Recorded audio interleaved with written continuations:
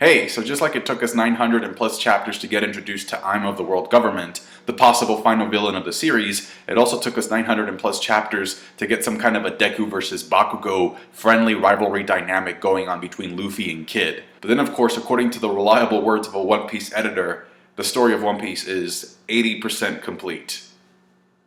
Right, I'm sure that's the case. This week we got a very average cover page request this time. It's Dr. Chopper bonding with Dr. Law over their medical knowledge. But, shout out to doctors, the good ones anyway. Shout out to my sister who's studying medicine.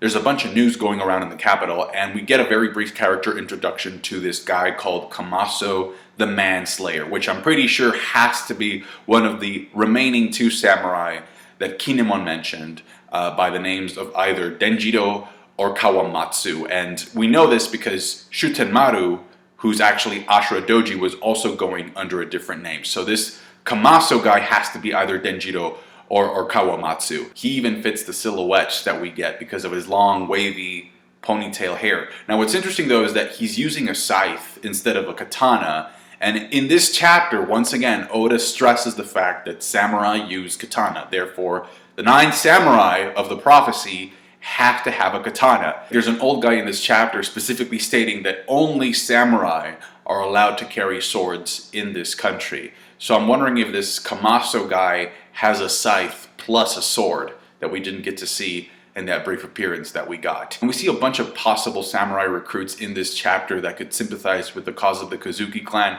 But if you notice, Shutenmaru, aka Ashura Doji, and then this Kamaso guy, you can usually tell how important characters are going to be based on their introduction. Not always, but sometimes. So if you look at their introductions, like Oda is kind of like hyping them up. So if you compare Kamaso's introduction to the introduction of somebody like the Witching Hour Boy, even though the Witching Hour Boy does have a crescent moon tattoo on his ankle, it's kind of obvious that Kamaso is going to be a little bit more important than he is. But overall, the scene where we see these samurai walking around town getting these pamphlets, trying to get recruited, is another very clear reference to the film Seven Samurai. Now in the film, before they get recruited, the samurai kind of have to pass a test to prove their worth as samurai. So they are told to walk into a room where a surprise attack is waiting for them. And if they can block the attack, if they can counter the attack, or if they can avoid the attack, that proves their worth. So I'm wondering if Oda is going to draw inspiration from that, and we're going to get, some of these samurai being put in a position where they actually have to prove that they're very skilled swordsmen. We got shots of Usopp, Shachi, Beppo, and Penguin distributing these pamphlets, and I know for a fact that that's Beppo wearing the straw helmet, trying to hide his face, because his kimono has little fishes on it. So that's definitely Beppo. Now originally I thought it was weird that Oda had drawn Usopp with a katana in the cover of volume 91, but going back to the first chapter of Wano, he still has that same katana. I just didn't notice it because it looked more like a knife back then when he was proving that the toad oil that he was selling was actually legit. But he still has that katana in this chapter, so now that shot in the volume makes sense. Now there's this no-named guy with longish hair who's very enthusiastic about wanting to join the rebellion. He kind of looks a little bit like Sentomaru, but what I really found funny is that the old guy that he's with is talking about how Orochi made all the training dojos illegal, so no karate, no judo, no martial arts, essentially. But what's hilarious is that, meanwhile, Kid and Luffy are at the gym, essentially. They're training, they're getting buffed, they're getting, jacked up because they're in prison. It's like the people of Wano can't start a rebellion all by themselves because they have nowhere to train to get stronger. But because Luffy's the main character, he gets thrown in prison and his plot arbor allows him to train and get stronger while he's in jail, alongside with Kid. I actually read a theory, it was a very interesting theory that said that, by the end of the series, maybe Sanji is actually in charge of taking care of Whole Cake Island, and then Zoro is in charge of taking care of Wano. So if that actually happens, I guess we'll see him teaching students at a dojo at some point in the future. Also, as the news was being distributed, there was also mention about ghosts or a ghost appearing in the Northern Cemetery. So I'm curious if the guy actually is referring to Kinemon having diarrhea, like we found out, that was kind of like a gag before we found out about the time jump, or if Brook is actually doing something with his devil fruit power. Then we get Novice Kunoichi Onami, who looks amazing, by the way. Initially, I didn't really like her costume for Wano, but I mean, no, she looks really good in this chapter. And she's with Shinobu, and they're spying on these guys who apparently, I guess, are merchants, or at least like one of them is going to go to a port or to a place where a trade is going to go down. Now, in the previous chapter, King was literally scolding Jack, telling him, with Doflamingo out of the picture, you do know who the next dealer is, right? So it almost seemed as if he was giving Jack an order to take care of those shipments. So if Nami knows the name of the port and the day of this trade, it could very well be that they actually end up running into Jack. That's pretty much the main thing that matters from that scene plot-wise. Like, the rest of it is just kind of played for, you know, comedy and humor with Shinobu. But I did like how Nami pretends to be a cat, you know, living up to her name, the cat burglar. She sees Sanji and this line of people that goes on for blocks and blocks, just waiting to get some of these noodles. But the most important part is that darkened silhouette of this character that I think it's either the final samurai that Kinemon mentioned, or it's a character that we already know. So even though Nami complains that Sanji isn't doing his job by recruiting samurai, he just attracted a silhouetted person. Silhouetted characters are very, very important. Then we go to Udon, the prisoner mines. And I'm actually curious what they're trying to build with all those giant blocks. Is it just more buildings, or is it maybe something more important? Anyway, an old man is pulling an Oliver Twist, and he's like, please, sir, I want some more. I want some more kibidango. And I thought it was coincidental that the kibidango, the food that is distributed to these prisoners, is actually the exact same thing that Tama uses as her devil fruit power to control animals. So this could be some setup to where if the Alliance wants to get the upper hand, they could technically infiltrate some of Otama's kibidango devil fruit power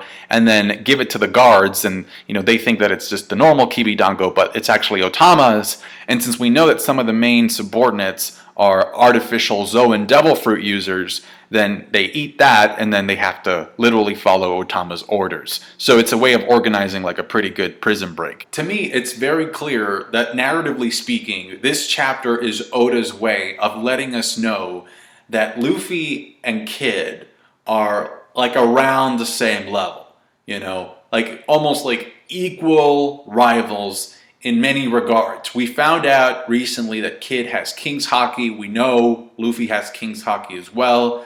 They're competing for how many blocks they can lift. I'm not going to say that Kid is the Sasuke to Luffy's Naruto. I think that's a little bit too extreme because this is, you know, we're very far into the story.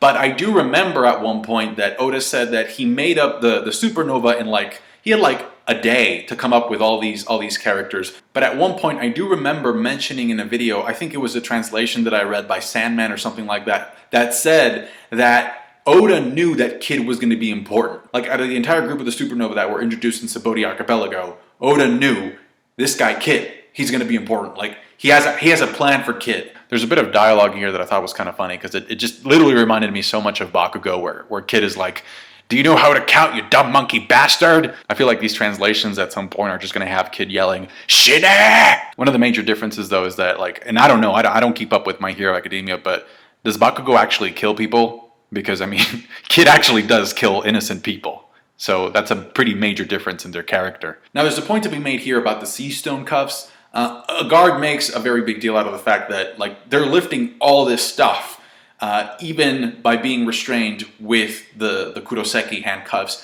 And this is important because that means, like, well, right now, Kid and Luffy are training their base, okay? This is their base form. They're training up, getting stronger. They can't use their devil fruit powers. However, back in Dressrosa, all right, there's a very clear scene, very clear moment where Zoro is like fighting Fujitora and Kinemon gets kicked by Doflamingo and Luffy's trying to help him. He wants to get out of this Coliseum to help him, and he touches these bars, and these bars are made out of sea stone prism, the same thing that, you know, the handcuffs are made of. And he falls weak to the ground. Like he's like, oh no, I'm losing strength, I can't do this. So one of two options. Either this is a writing inconsistency with Luffy's reaction to the Kuroseki and its effect upon his body and his physical strength, or, and this is the most likely one, there's actually a period where like devil fruit users can kind of get adjusted to the Kuroseki and they can surpass the debilitating effect that it has. Their devil fruit power still gets negated, but you know, they don't feel as weak as they normally do when they first touch it. And I'm saying this because back in Enies Lobby, Robin was also cuffed with these handcuffs, and she, you know, she could walk, like she wasn't complaining about being weak or anything. But I think it's because she had been handcuffed for a while then. Also, Marco in Marineford also gets these cuffs, and I think he was able to move around as well. So I think it's more about like the Devil Fruit users like have to get adjusted to the effect, but once they do that, they can, you know, they can move or they can work out in this case. So Luffy's just getting stronger and stronger at this point. This is kind of like his little mini training arc, if you will, thanks to these cuffs. And these cuffs are going to be super useful. This type of training is going to be super helpful if, in fact, Kaido's club has Sea Stone in it. Now, I have to say that Doban, this headliner, who, by the way, has the same rank as characters like Speed and Hold'em, has to, I think as of right now, he's my favorite artificial Devil Fruit user. Like, design-wise, I think he's the best looking. By far, to me, this is the most ridiculous design I've seen an artificial Devil Fruit user have. It looks like the hippo's mouth is his toilet, and just like Hold'em's lion would cordially claw him in the nuts on occasion, Doban's hippo just closes his mouth. And it's disgusting and it's hilarious. And what the hell? We see the fish-spitting prisoner in this chapter as well. We still don't know who that character is. And we also get a familiar face because we see Caribou. And this is somebody that I was not expecting to see in this chapter. We do know the last time we saw him, Drake captured him. So apparently this is where Drake sent Caribou to work in the mines of Udon. Now, it's important to recall that Drake captured Caribou in a snowy area, and that snowy area of Wano is still a mystery to us. We haven't seen it, so I'm really looking forward to finding out more about what that snowy area of Wano actually is and how it plays out into the story. Now, the Warden Hippo guy tries to swallow Luffy and Kid, and he just gets wrecked. Now, that's not surprising by itself, considering what Luffy did to Hold'em a couple of chapters back, but what is kind of surprising, well, and then Luffy picks up the old man that was, you know, asking for food, and maybe Luffy's going to share some food with him, who knows, but they walk away like they're the cool kids in the block, like they're the cool kids in prison. But what I was going to say is that there's a bit of dialogue where Kid kind of makes it seem as if this is exactly what they want. They want to be held in prison. They want to be in prison because they want to train. Both of them know they're not strong enough to beat Kaido, so they're using this as an opportunity to buff up. At one point, Kid says like, oh, we're just a couple of weaklings that can't do anything because of the Sea Stone handcuffs, which is obviously a lie. So I do think this chapter makes it very clear that both Luffy and Law, if they really wanted to, they could bust out of there without any help from the exterior. So I think they're there by choice, because they want to buff up. So I do think they know what they're doing by deciding to stay there.